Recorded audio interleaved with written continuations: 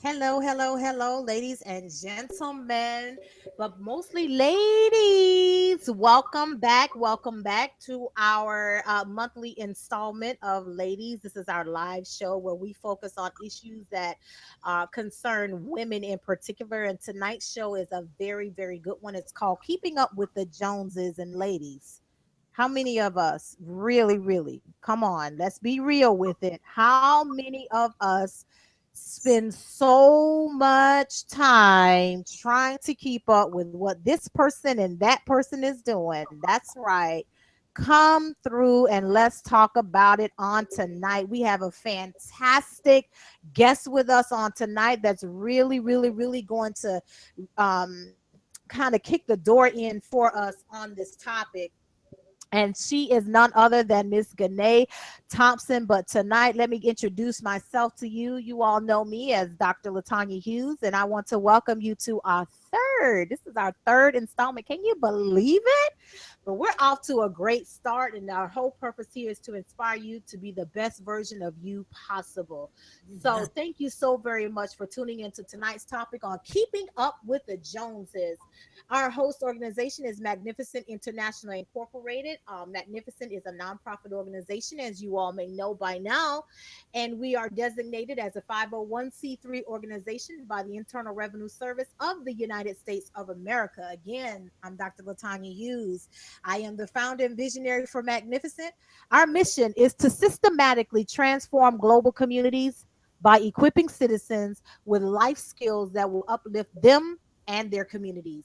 We do this by motivating authentic citizens to be genuine, noble, and full of integrity, while learning financial responsibility to be independent and compassionate, living in excellence while navigating life's trials. I know that's a mouthful, isn't it? But we're doing all of that. We've got so much going on to help you be the best version of you.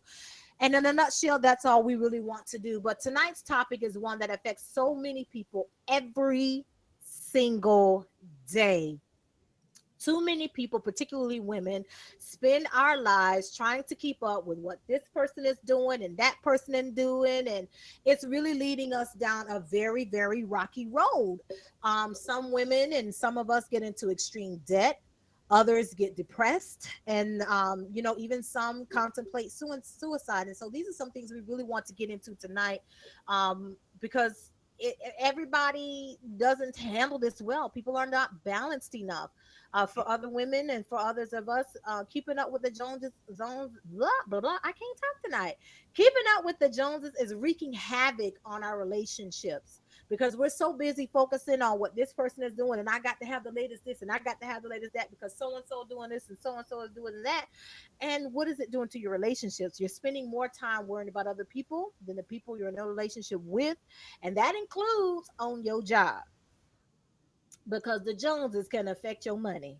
That's Trust me, in more ways than one. So tonight we tackle this important topic, and it's our desire tonight to share with you some information and tips to help you focus on yourself and not try to align your life with everyone else.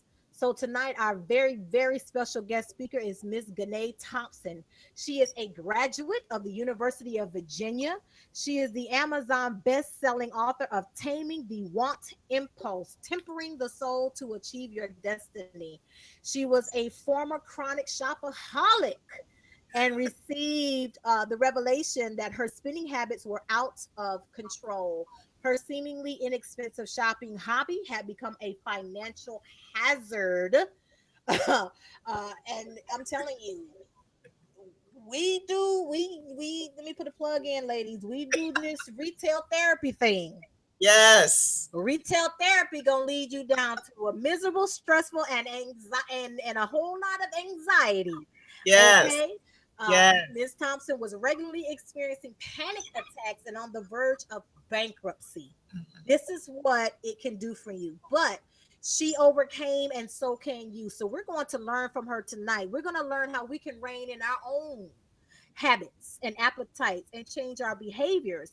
She became financially responsible and radically, I mean radically transformed her life. I mean, she's just the freest person you'll ever meet. She's paid off six figures worth of debt. including paying off her car in 8 months. How many of you want to pay off your car in 8 months? Come on, let's be real. Raise your hand. Talk to yourself. Pay Amen. your car off in 8 months. If she can do it, so can you. So we're just listen Yes. at her feet today, because her goal is to teach people, especially single women, to tame the want impulse. You might want it, but it may not be what's best for you right now. Put it on the list and get it later. Get a plan for it. Plan with Yes. money, but don't just go out all willy nilly. So you want to bring order and structure into your life, and that's what she's here to do, to help us, so that you, as women, and all of us, can pursue our God ordained purpose to live out our dreams and live a fruitful life. I think that's a fantastic purpose. We're so honored to have her here with us tonight. So without further ado, we're going to get into an interview with her and give her a moment to be able to share something with you before we start the questions. So Ms. Thompson, a few words to our audience tonight. Yes, well, first of all, I want to thank you, Dr. Hughes, for having me on. It's such an honor to be here, to be speaking with you, even to be interviewed by you, because you're such a multifaceted and gifted woman, business coach, jewelry designer, author, professor, intercessor, among other things. So I just want to thank you, first of all, for this opportunity. Um, as you said, I was a shopaholic.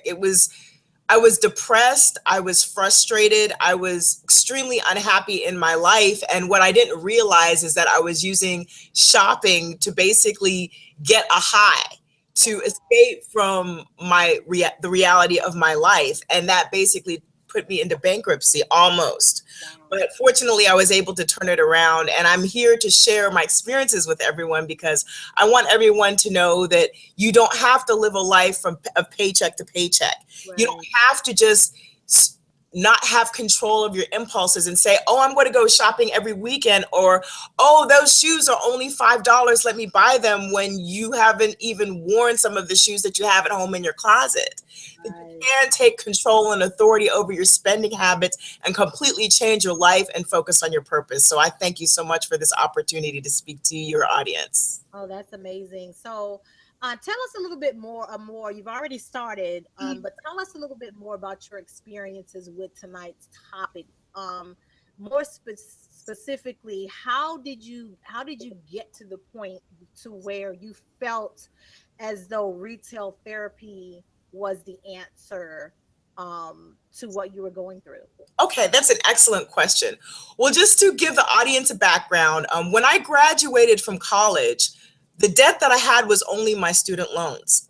Believe it or not, I had not racked up any credit card debt when I was in college. Mhm. However, when I got out of college, I started hanging out with a group of people, and I started noticing that they were buying certain things. And I wasn't even consciously trying to keep up with them. I just wanted to be able to hang out. I wanted to be able to travel. I wanted to be able to shop. So I just started using my credit cards and just applying for more and more credit cards. And then it got to a point where I was not only over the limit on the credit cards, but I was getting denied for credit cards because my credit was so bad. So it was a very stressful time. I was using credit cards at one point to pay for my groceries. I was using credit cards to pay for my gas bill. I was using credit cards for everything. And there was a point where I almost started getting into basically getting payday loans just so I could pay for my bills. But then at some point, I basically wised up. What ended up happening and saving me from going any further is one of the bill collectors called one day. And yes, one of the bill collectors called me, and I happened to not dodge that one call. And yes, because they were calling me all the time. They even called my parents. And my Wow. parents would say, oh, by the way, such and such company called you, and I gave them your number. So that my phone's constantly ringing every day. All these bill collectors call, but that one call, I actually answered it. And I said to the woman, I said, look, if I had the money to pay you, I would have paid you. But I don't have the money, so you're going to have to wait just like everybody else. And so she said, well, it sounds, ma'am, like you have a problem. And I said, a problem? I don't have a problem, because I had used a lot of the credit cards initially to work on a business. And so a lot of it I had perceived as business debt, Right. but I still was in debt. And so I don't have a problem. I was using this for business debt. And she was saying, well, it sounds like you need help and you should consider credit counseling. And I thought about it and I said, why would I do that? And she said, well, it's not going to look bad on your credit. but you definitely need help. And so I hung up the phone and I actually thought about it. And I said, you know what? Maybe I should consider this. And so I did end up calling a credit counselor. Mhm. And the first, I had 2 meetings with a credit counselor and I cried my eyes out. I brought my entire list of debts. And when I went and I spoke with her, all I could think of was, how have I allowed my life to turn into this mess? Right. The only way I was able to even get an apartment was because I had a roommate. If I had to get an apartment based on my credit, I wouldn't have been able to get an apartment. Wow. So I just cried, and the counselor was gracious enough. I guess she'd seen people like me before. And so she didn't really say anything. She just said, we're going to be able to help you. And they put me on a plan. So I paid off a significant amount within 4 years. But this is the kicker. They were doing the work for me. So I was paying 400, 500 a month for my credit card debt, but I wasn't really held accountable in terms of a budget. I just knew that I had to put that 400, 500 away. Right. So as soon as I got out, I got back in immediately. And that is where I decided, fortunately, there was a significant change in my life where I accepted Jesus Christ as my Lord and Savior. And the difference this time was I realized that I didn't have to struggle. I got the revelation that Jesus wanted us to live the abundant life. And once I realized that, wait a minute, I don't have to be poor. I'm supposed to be helping the poor. I'm not supposed to be poor.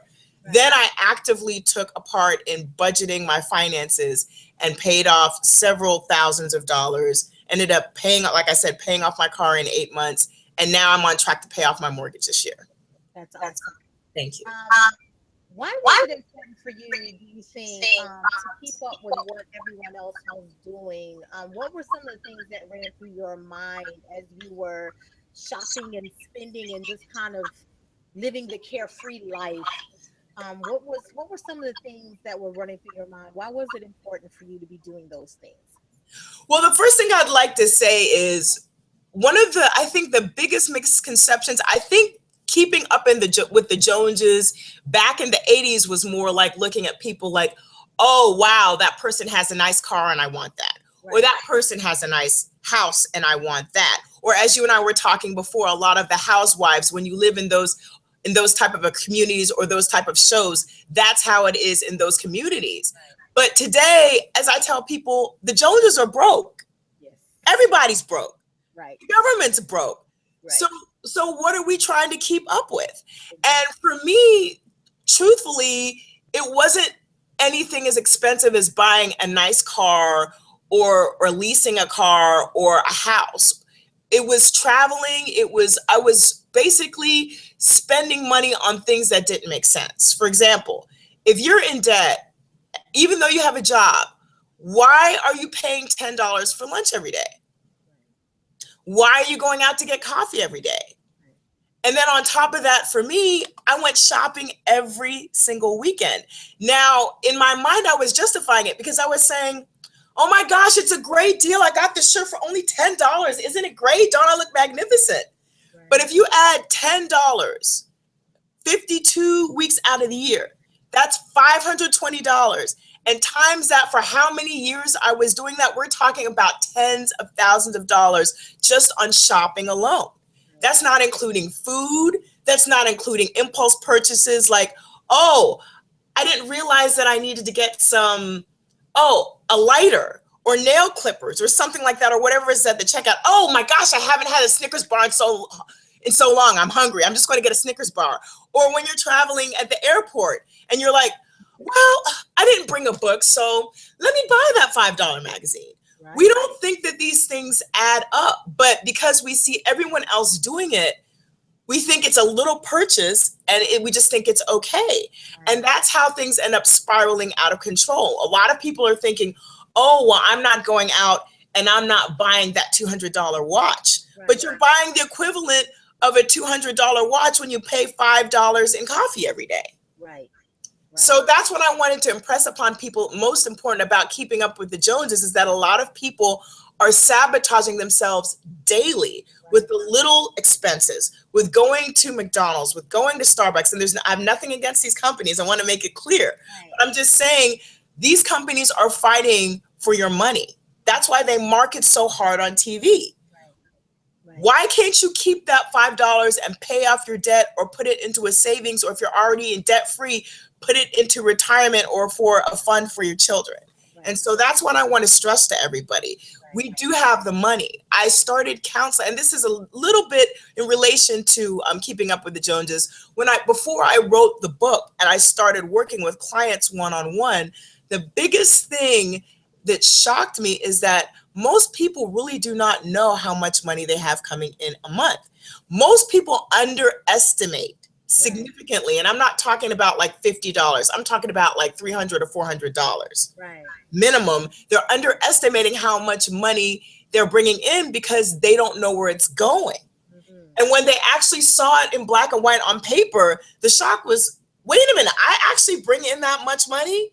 Yes, you do, but where is it going? And if you don't have a plan for money, I tell you, Starbucks has a plan for your money.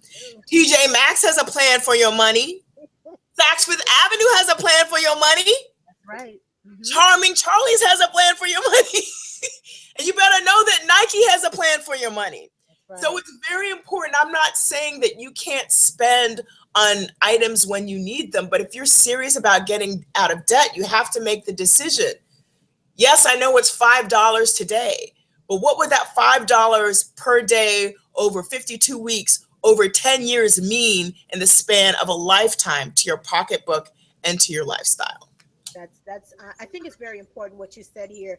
It boils down to perspective and Yes. how we look at money, and Yes. that's very important. So that leads me to my next question of how does, and I'm going to change it a little bit, but how does our perspective and our mindset about money affect our lives?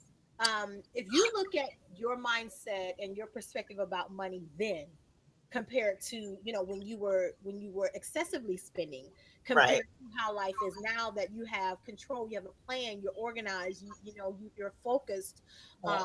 you account for your money, you have a budget. What is the difference between the two extremes? Of course, you do have a better quality of life now, but how does the your mindset concerning money affect your life? Wow. That is a very good question, Dr. Hughes. To be honest, I think about money a lot, but not in the sense of I'm obsessing over it. I think I have a goal, I want to accomplish it, so therefore I can't do X. Before, I didn't have any goals. I didn't have a purpose. I didn't really have a reason for living as far as I knew. So I would just spend money because I would think, well, I got nothing better to do. I'm already in debt. I'm already, I don't know, $50,000 in credit card debt. So what's another $100 going to make a difference? And now, because I've changed my perspective, the Bible says basically faithful over little, ruler over much. And what people don't seem to realize, and I got the revelation, actually, I'm going to give a shout out to a woman. Her name is Danny Johnson. She took the revelation further to me to basically think, you know what? People are always talking about that next big break or that next promotion or that next bonus, or someone has prophesied to me that I'm going to do X. But if you're not faithful over the 30,000 that you started making Right. at the beginning, how are you going to get to the 40,000? Right. If you're not faithful over the 40,000, how are you going to get to the 70,000? So the biggest thing is, another thing that I noticed is, once I started being a better steward over my money, not only did I have more because I was actually watching what was coming in, but I became more diligent at my job because I actually wanted those promotions. Right. Before, I was like, oh my gosh, no, I would never want a promotion. I just want to be about my business and do my own thing. And I don't want to ever have to deal with the burden of being a higher level person. But then once I started managing my money, I thought, you know what? Increases of God. So you have to do whatever the Lord is leading you in terms of increasing. And as a believer, you're supposed to be a light unto the people who aren't believers, which means you're supposed to be a steward also over your job. And so the better steward you are over your money, the better steward you're going to be over your time, the better steward you're going to be over your work or your business, which means the money is going to come in for you. So I think that's the biggest mindset shift, is about not just stewardship with money, but stewardship with everything, time, your business. Once you start being consistent in one area, it's going to roll over to all other areas, and you'll see that your life is going to improve, quality of life will improved drastically. That's amazing. One of the things you said, I wrote something down here Uh-huh. as you were talking, and I wrote down accountability. Accountability changes desire, and that's Yeah. pretty much what I got out of what you said just now. And that's very powerful and important. Here's the thing.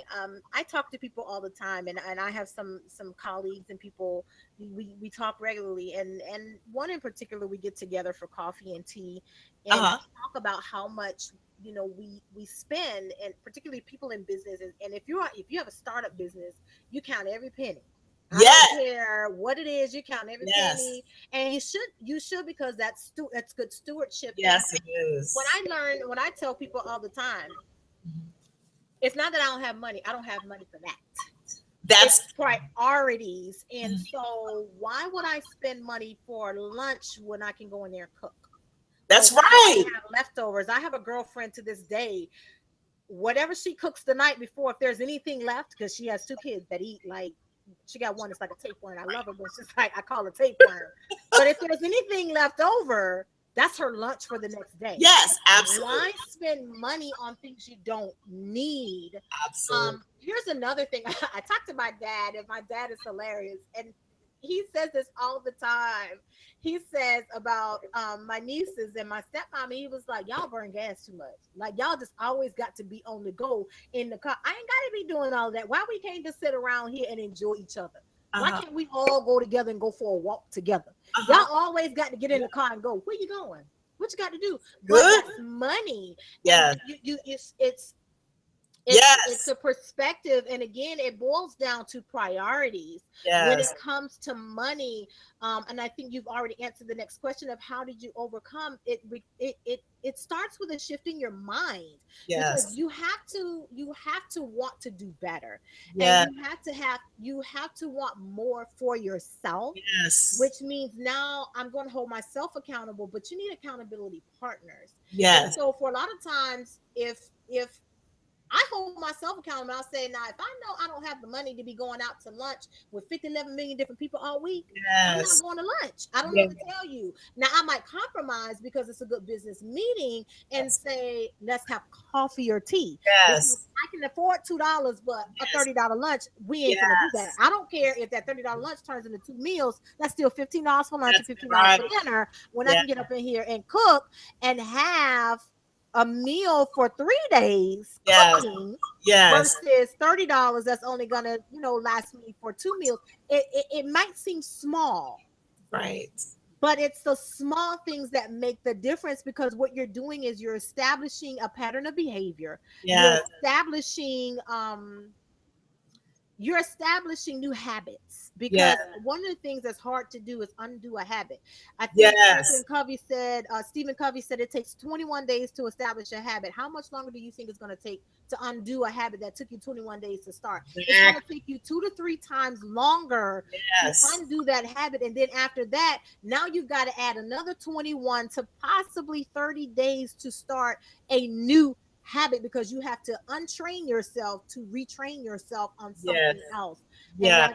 that's your mindset, and it's Yes. work, but are we willing to put in the work? So Absolutely. my question to you will be, if you had not stopped the behavior and overcome it, what do you think your life would be like now?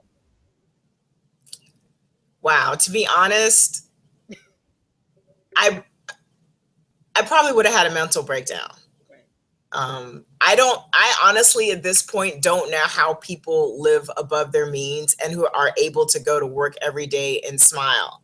I understand that most people have debt, but when I talk to people, Mhm. and I hear that they have $25,000 of debt on their credit card and they're so relaxed about it, my Right. mind is like, how are you living? I How listen. I freak out when I see $600 on my credit. I'm like, I'm not right? proud. Exactly. My limit might be 5,000, but it's six hundred Yes. dollars on here, and I want the $600 off. Exactly. But there are a lot of people who aren't like that and they don't think it's a big deal. And Right. some people are also, one of the things that I dealt with was shame. A lot of people don't talk about this because they're embarrassed, even though most Americans are in this situation. Most Americans are in debt. whether it's credit cards, student loan, a lot of it is medical debt. If you've had a divorce, most likely you're going to have debt. So we're talking about most Americans have some kind of debt, but people don't talk about it. People are embarrassed. Sometimes people just, they don't, like me. I didn't see a way out. That's why I kept spending, because I was like, well, I'm never going to get out of debt. There's a story in my book where I talk about how when I signed the table, when I came to the table to sign up for my mortgage, and I saw how much the final bill would be if I would have stayed at the interest rate I was, and if I would have paid it off for 30 years, I thought I was going to throw up. But when I was at table, in my mind, I was like, well, there's just no way that I could possibly pay this off in less than 30 years. And the only way that I even found out, and this is so sad in my mind, that it was possible to do that is when I went to refinance. I talked to another mortgage broker, and he said, why would you sign a contingency that said you would pay off your mortgage? You would pay it off in 30 years. And I said, well, I didn't think that I could pay it under 30 years because I really didn't think so. And when he said that, he also had said to me, well, I own 4 properties free and clear. And that's really what got me thinking. I thought, this guy is probably 45 years old. Wow. I know he's not a millionaire, but he owns 4 properties free and clear. And he's asking me, why did I sign up for a 30-year mortgage? And so that got me thinking. And then I realized, wait a minute, what? Why would I wait for 30 years? I don't have to. And so now, like I said, even with all the mistakes I've made, it's going to be 11 years. It's going to be 11 years, but it's because I literally before did not think it was possible. And I know a lot of people, they look at their bills, or they're like me. They don't even look at their bills back like I did in the day. I didn't look at my bills. I was just like, oh, shred, shred, shred. And they just go about their business because they're like, why would you look at it? When I was in default on my student loans at one point. And my mom, she was so scared for me. And she would say, Gennet, do you understand that they can garnish your wages? I was like, Mom, there's nothing to garnish. What are they going to do? So I wasn't even scared because I was like, government come after me. What are you going to take, $1? Right.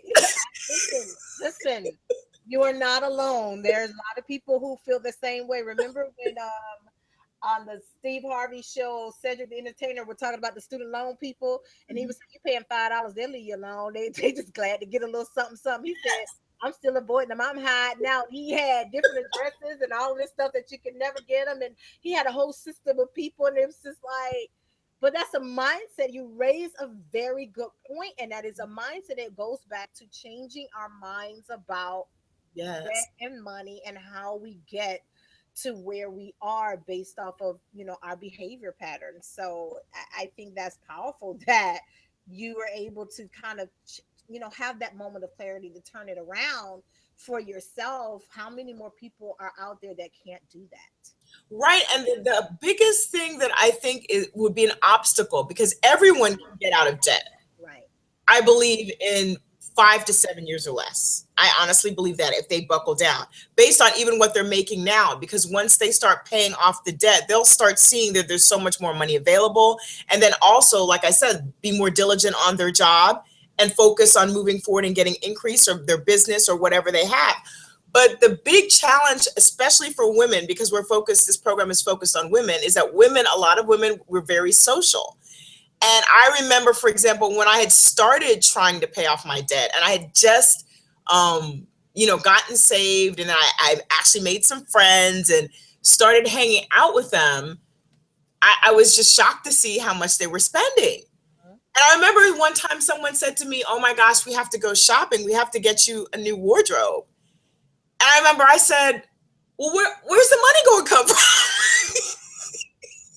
Because I was thinking, oh, if you guys want to buy me a new wardrobe, I have no problem with that. But I'm not spending my hard-earned money on a new wardrobe. And I noticed as I would hang out with people that, for example, if you're going to a movie and you have time before the movie, because, now my friends and I, we would budget, plan for the movie. Okay, we're going to actually go to an evening movie, which costs money now. Right. So make an evening of it. So you plan for it. But still, if there's time before the movie, oh, well, let's go to the store. And some of them will always buy something. And you have to discipline yourself because you see your friends buying things. And I mean, for me, I want to because it's like, wow, I haven't bought something in how long? I would really like to buy a new shirt. And you laugh, but it's funny. Like the other day, I was at church and I had a jacket on that I've had since I was 22. And I looked down and I was like, it's okay. It's worth it. It's worth it to have this jacket that's decades old. Right. But at the same time, if you're hanging out with friends, it makes it harder. You have friends who shop all the time, it makes it harder. So I made the decision, as I was telling a group, I said, I don't go to the mall. I don't go to the mall because what people don't understand is you are sowing seed. I used to, before I got into shopping every weekend, I was going to the mall every weekend. I was window shopping before I was actually shopping. And then it got to the point where the window shopping went to, oh, well, I can buy this and then I can buy that. And then all of a sudden I was doing it all the time. So when you go to the mall, when you loiter, you are sowing seeds. If you go to a car lot, that's how some people get cars. They're not even planning on buying a car. And they just go to the lot and they say, oh, well, let me just see what they got. And the salesman, next thing you know, they're driving off the lot with a car. Right. So I can see you would like to say something. Please go ahead. Oh, you're good. I'm writing down some good notes, some good stuff here, and I wrote down two things. And the first thing is, people will absolutely spend your money for you if you let them. That's good. And so That's I always say that people are good at spending other people's money. That's how they keep their own money, and everybody else running into the ground. that's That's part of good. keeping up with the Joneses because you're letting other people dictate your behavior patterns for you. And if you Yes. don't have self control, it means you need to step away from some things, which leads me Yes. to my next point is stay away from temptation. When you're talking about the Yeah. window shopping and all that kind of stuff, don't go to places where if you know you weak in temptation, Yes. stay away. Listen, it's just like a man. Let me help y'all understand. Let me break it down. Just like a man. He Yes. smell good, he feel good, Yes. like Campbell's soup. But if you a Christian and you trying to preserve yourself until you get that ring and say I That's do, right. don't Yes. be with that man that's Campbell's good That's right. because that's a temptation for you Yeah. that's going to cause you to make a compromising Yes. decision. And Yes. you don't want to do that. And so a lot of times people influence our behaviors. Yes. They don't Absolutely. always, some people are intentional because that's just how they are.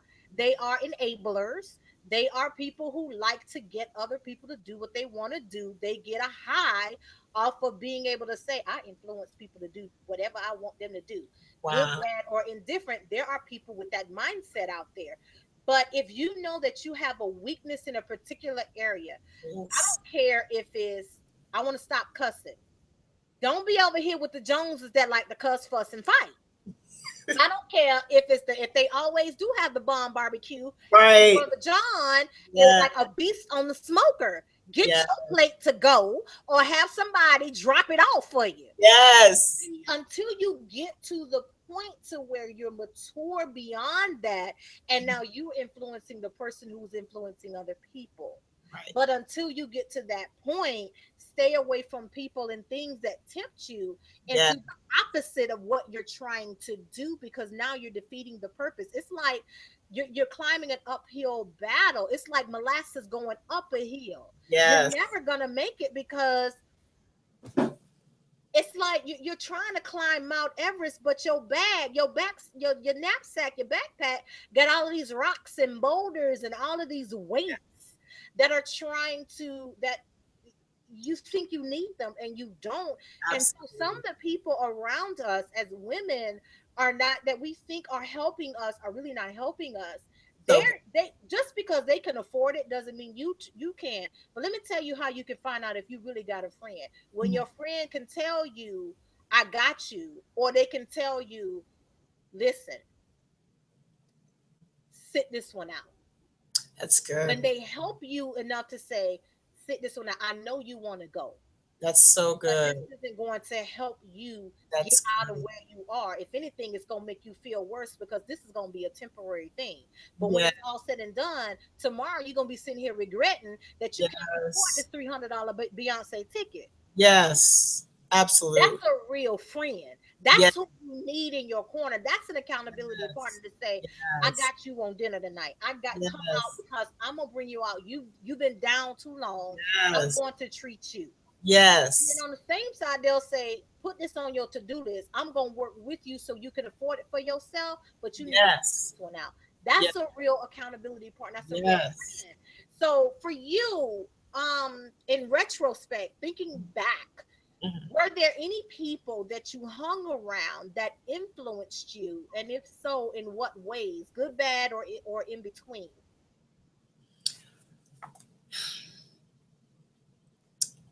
Yes. I'm just laughing because my best friend to this day, um, I shouldn't say it's my best friend. God forgive me, but my best friend was a negative influence Right. when it came to spending. And the sad thing was that I have to say there are some people out there who are not purposely trying to Right. sabotage you.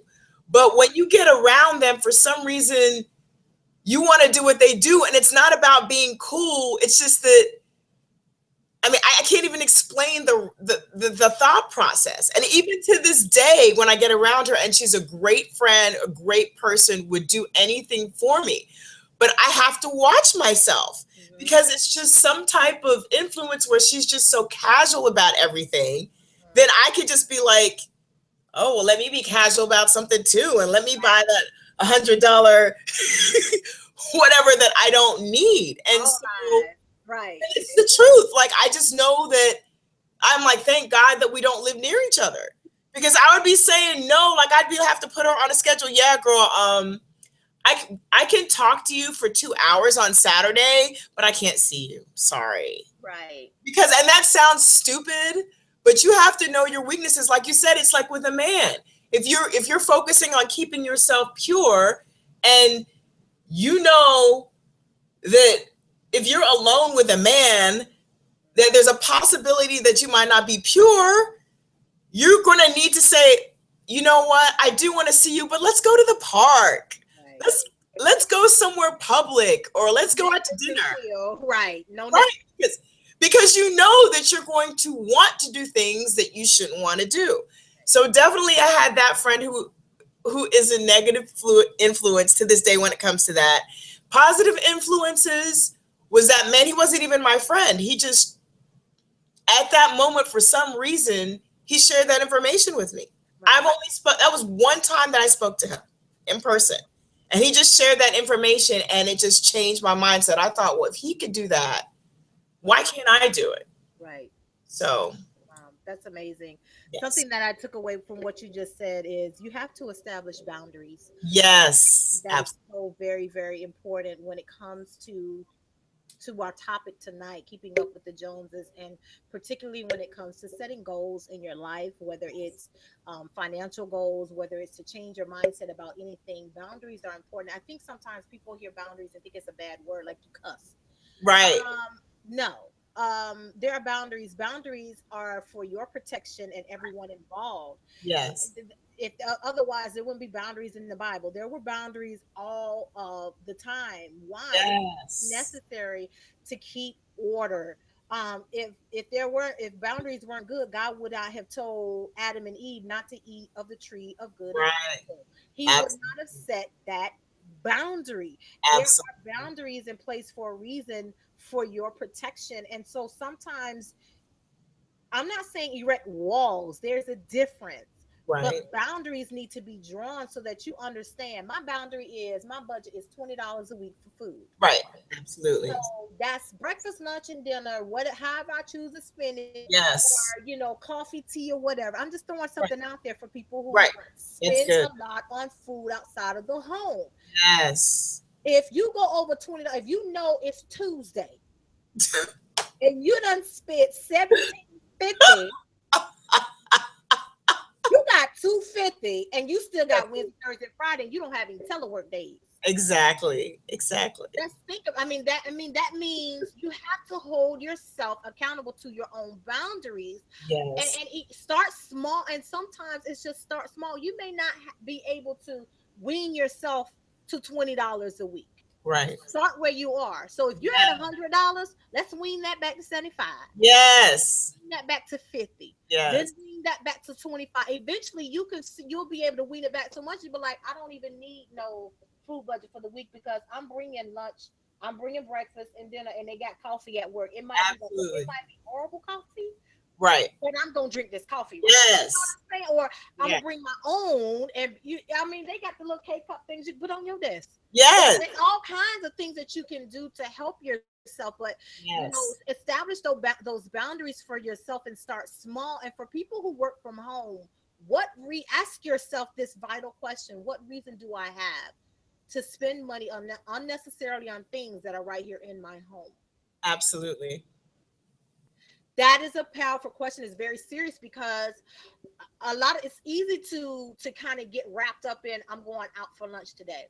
Yes. Well, it is important to get out of the house and get away from the work area, but why not use that time to go for a walk? Yes. Eat at home, Yes. go for a walk. You sit Yes. down and find a way to be able to still not spend money unnecessarily, or put it in perspective.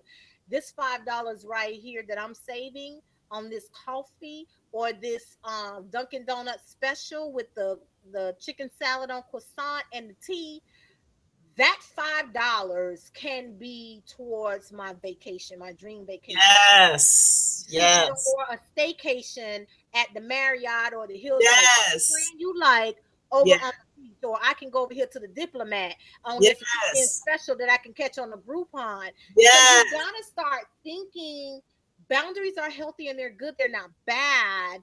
You're not cussing if you say I'm establishing boundaries. That's What right. you're doing is you're saying I'm doing what I need to do to change my mind so I Absolutely. can live a better and more productive life. Yeah. Um, so Absolutely. tell us, why did you decide to write your book? What was your overall vision for your book? Well, to be honest, the Lord told me to write the book. I'm being very serious. I had no plans on writing a book. When I got saved, I was trying to figure out what my purpose was, and I knew it had something to do with money, but I wasn't sure what. Right. And as I started hanging out more and getting more involved with church, that's when I started seeing how people were. All willy nilly with money. Well, not only that, it made me sad because I was thinking people were talking about believing for a light bill, and I was like, wait, what? Hmm? Right. Well, I'm not talking about like, Yeah. maybe 10% of people talking about believing for a light bill. You I'm talk talking about about, 60% of the population in church. yes. And I thought, but wait a minute, my finances increased dramatically once I saved because I got the revelation of I don't have to be poor. Right. And so then I was thinking, how is it that we as believers, all these other people don't have this revelation that we don't have to be poor? That's right. Then I was like, wait a minute, people don't have the revelation that we don't have to be poor. And so Exactly. I was like, Lord, we have to do that. Somebody has to talk about this because how are we going to influence the world? Our pastor always says, he who has the gold makes the rules. Well, people don't want to believe that.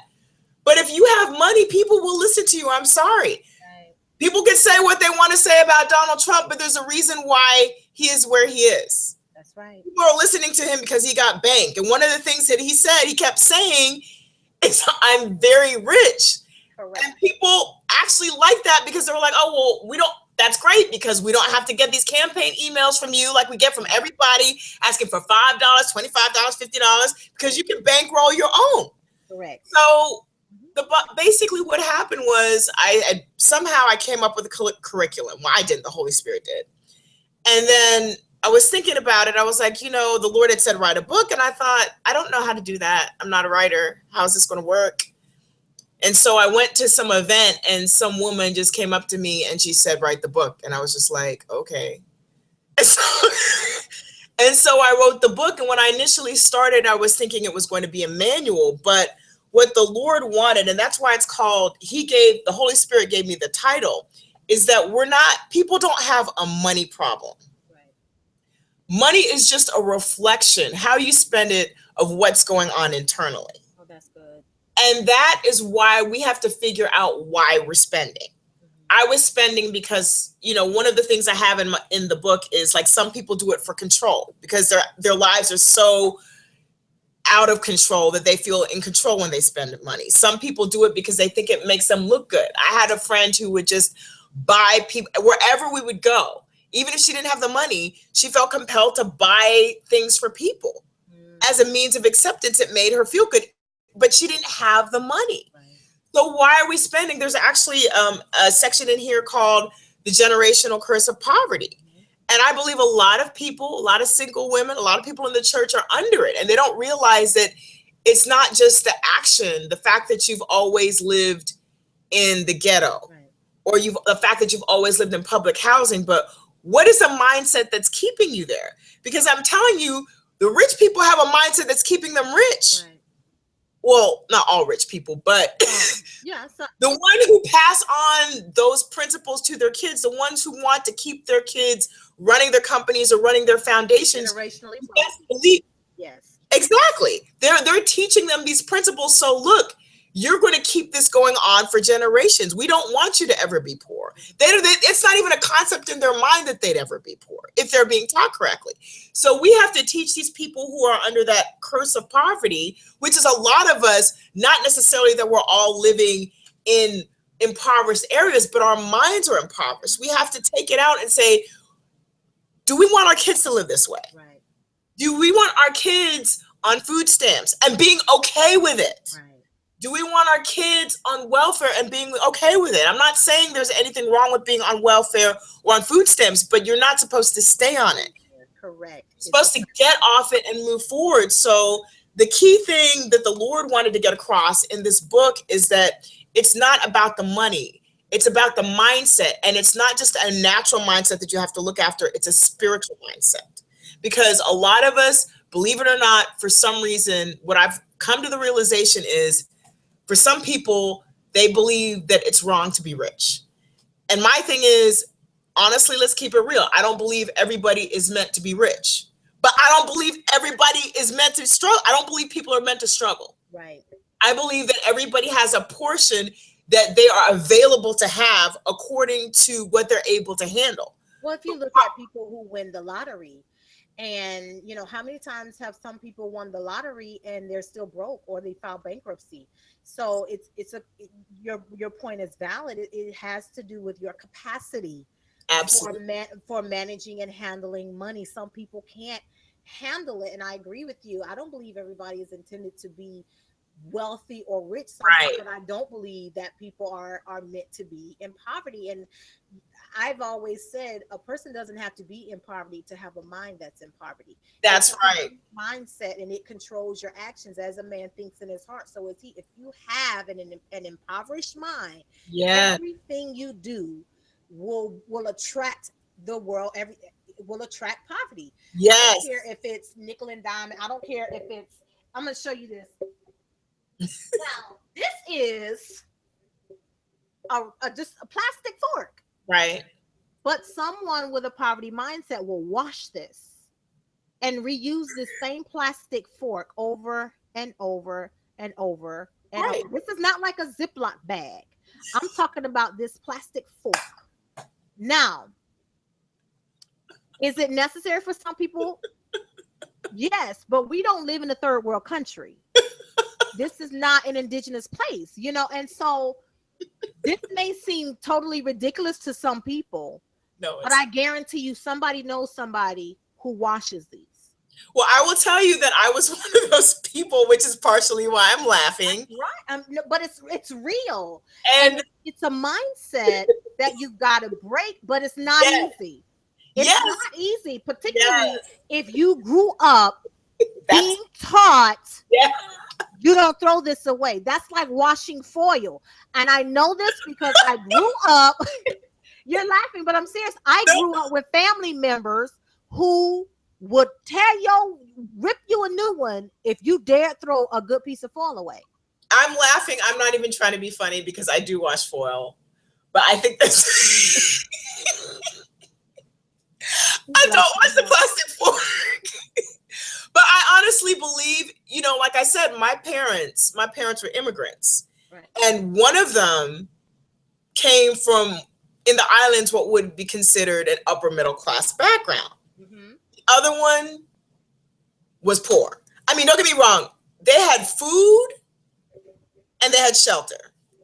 But like they had to make their own clothes, like their shoes were I don't know how many sizes too small, that Right. kind of poor. Right. And so the one who grew up poor, that's where I got a lot of the poverty mindset from, because to this day they are not poor.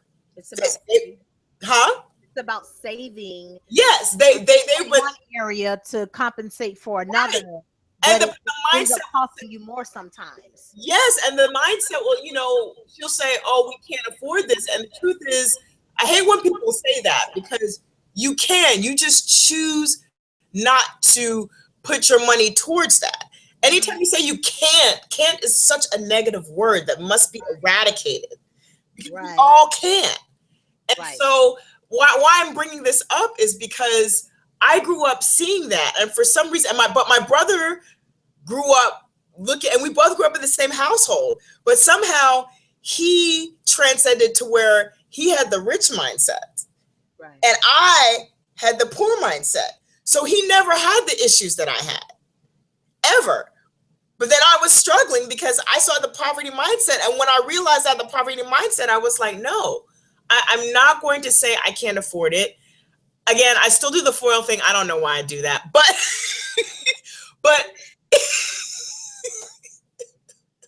It's in there. It's in there. We'll pray about it. We'll pray about it. yeah, It's pray in about there. the But foil because I do. I you raised a very valid point, which is why we're having this conversation tonight. Men think totally different than women. Oh, bring it up. And a lot of times as women, because we're nurturers, we're we're homemakers, because think about it, all men are not good homemakers. That's not their natural instinct. That's right. Those who are have been taught. But for women, we some, even those who don't think they have um home natural homemaker instincts, they do. There's something in the home they can do that really just, it's just they pick it up real fast. I think it's very interesting that when you look at the dynamics of how I think our brains are just wired differently. And Yeah. so the reason why men think, here's something that I've been noticing: when men set their mind to something, that's it. Case Okay. in point, when men come into the kingdom of God, give their life to Christ, they're very radical, and their faith is like astronomical. For women, sometimes, for some of us, it's not always instant. We grow and it's a little bit Right. slower Right. because we need more evidence. Men don't always need evidence. It's just like men. Take two people who start a business, two entrepreneurs, one man, one woman. Right. A woman will spend all this time setting up infrastructure, Right. laying the foundation Yes. to do Yes. it right. Da da Yes. da da da. A man don't care. He got a product. He got an idea. He going out there to sell. Yes. Don't matter if he got a SOP together. Doesn't matter if he Yes. got this. He don't know how many vendors he gonna be using. He Yes. hadn't vetted anything. Da da da da. It's in the mind. It's the approach. It's how Absolutely. men tackle life. Men Yes. are from Mars. Women are from Venus, and Yes. people True. don't like to accept that. But there is a fundamental truth behind how men and women really dissect information. There was Yeah. something I read many years ago about how men and women's brains operate, and how women and men can be told the same joke. A man will laugh instantly, whereas a woman will analyze, and it might take her a few more minutes before she'll laugh or even get the punchline, because it's the same joke, but the receptors are different. And I I'm think when it comes to the situation, particularly when it comes to two people raised in the same household, what is the fundamental dynamic? What's different? One is a man and one is a woman. That's why the mindset is, it's just like, okay, I don't gravitate to that because I'm not even thinking about household anything. I'm not thinking about washing for. I'm not thinking about saving money here, saving money. Men can be just as impulsive as women. It's right. just how they approach being impulsive. What's Yes. important to men and what they value is very Right. much different for Yes. what women value. And Yes. so the impulses are different. And I think I really love the fact that your book is called Taming the Want Impulse, because male, male or female, we all have impulses. Yeah. But what are our brains wired to receive and from us when it comes to those impulses? And I think that that's just a conversation we can get into all our own somewhere else down the road, but we're not going to do that. Yeah. But I do want you to tell the people where they can purchase your book, and also tell them how they can continue to tame the one impulse. Okay. Well, in terms of continuing to tame the want impulse, we've talked about a lot of things today that you and I have talked about.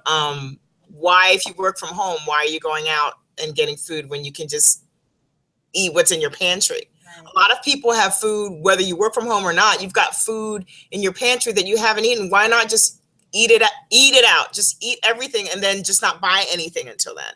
Another thing that was good that I think you said it was your uncle about the gas. My dad. Your dad, I thought that was excellent because one of the things that I notice sometimes when I hang out with people, I was really surprised. Some people don't look at the gas prices. Like they don't, huh? Crazy. I'm looking at gas prices. I'm No, looking but some people don't. And they just, oh, I need gas. But why don't you plan if you know a certain station already is going to have a lower rate? Why aren't you planning your trips around that? And that goes for running errands too. Some people go back and forth way more than they need to, and they're wasting gas. And even in your car, another thing is something that I used to do. I don't know why I used to do it, but I would just have things in the back of my trunk that would weigh down my car, which means burn more I'm gas. burning more gas. Right. Clean out your car. Listen, honey, I pick my car based off of what kind of gas it is because I have a luxury vehicle. But what I'm not going to do is spend ultimate and premium. Exactly. I don't know what to tell you. You need to Exactly. find me something that can get unleaded regular, because I'm not Exactly. spending that kind of money on gas, particularly when gas was almost $4 a gallon for ultimate premium. Exactly. Lies you tell. Yes. Right now, I got 3 gas stations I go to. See? And one in particular, I got to make sure they take the plenty card. 2 of them take the plenty card because I need my plenty points.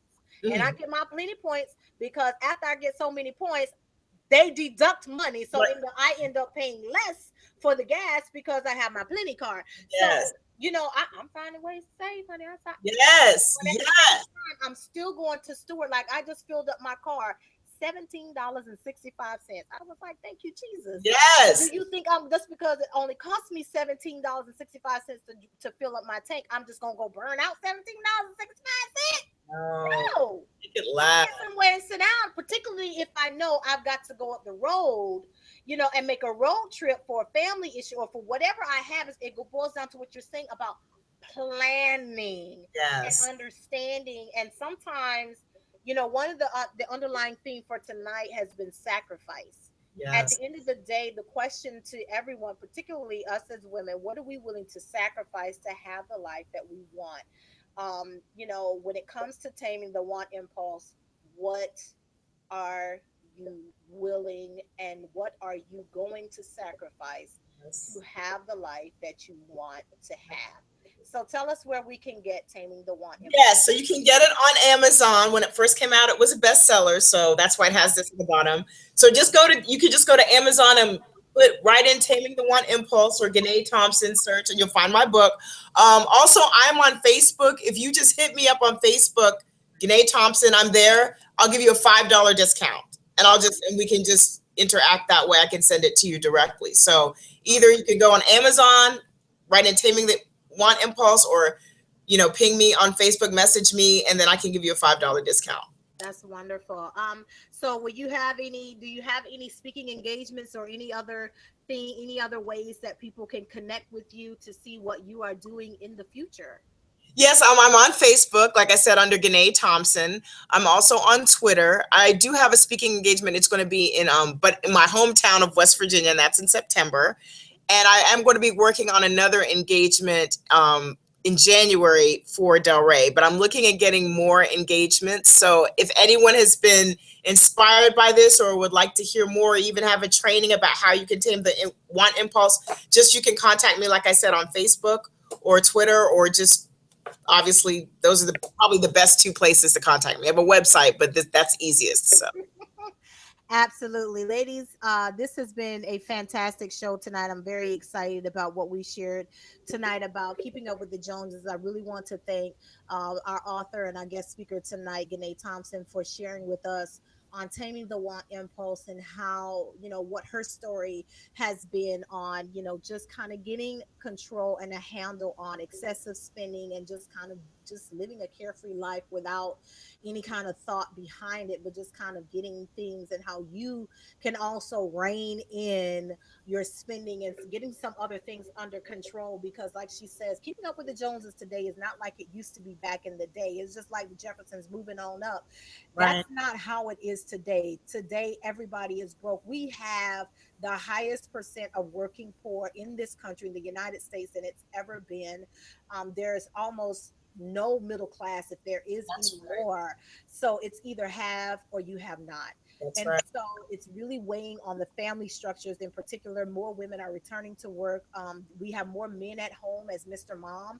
There are a lot of people who are working from home. A lot of companies are trying to do everything they can, but it doesn't change the fact that we've got to all focus and hunker down on trying to pay more attention to what's going on in our own homes than what's going on outside of our homes. And that's affecting all of us and all of our relationships. And as Gane shared with us tonight, if we don't get things under control, it can affect us on our job. And yeah, the more free you are in your mind, the better you can be more productive on your job, yeah, which in turn leads to more fruitfulness. And yeah, at the end of the day, that's what it boils down to. You want more. You want to attract more. You want to attract increase. And we cannot do that as women if we're too busy focusing on everything else other than ourselves. One of yes, the things we do as women is we don't put ourselves first enough.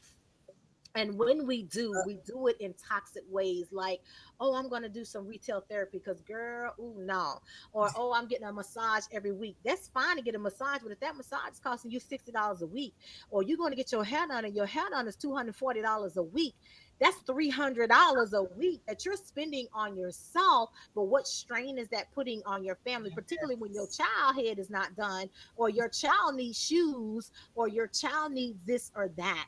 right. So it's okay to put yourself first, but you have to be have priorities and really put it in context. So I'm so excited about tonight's topic, and it's going to lead us back to next month's topic, which is we're going to revisit our very first show, which is relationship killers, and this being impulsive. This is going to be one of those things that we're going to talk about in our show on next month, same bat time, same bat channel, on understanding how impulse can be one of those things that can really kill your relationship. We are after keeping all of our relationships as women out of the relationship graveyard, and you don't want to be spending yourself into a relationship graveyard. Stay out of that. You don't want to be gossiping and being in other folks' business and running your own relationships into the graveyard, or finding yourself on the unemployment line because you don't know how to control yourself. So that's something we're going to talk about in our next show on relationship killers. We're going to talk about how impulsiveness really affects us and causes us to wind up in having a graveyard full of relationships rather than having something that's fruitful, healthy, and moving forward. So that's our show on tonight. Thank you so very much for tuning in. Until next time, make sure you spread love and light. Good night.